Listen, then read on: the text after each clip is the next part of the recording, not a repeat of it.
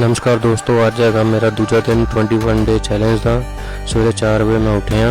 उठ के मैं पहला पीता गर्म पानी पी के फिर मैं ब्रश करके मुँह धोता। मुँह हाथ धो के फिर मैं पाए बूट जराबा पा के पीती ब्लैक कॉफ़ी पी के यार हुणे निकल गए जिम वाल नूं। अज जिम च साडी एक्सरसाइज सीगी बाइसैप्स की। बाइसैप्स के आपां 5 तो 6 सैट लए, जिहदे हर एक सैट के 4-4 सैट ले।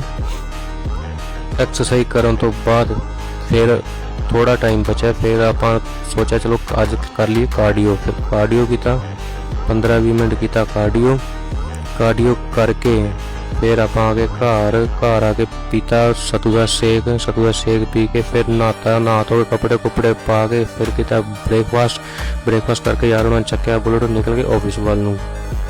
ऑफिस जाके अज पूरा दिन ऑफिस का काम खत्म किया। फिर शामी आके वापस आप घर लास्ट दिन शुकराना उस वाहिगुरू दा जिन्हें अज पूरा दिन देखा।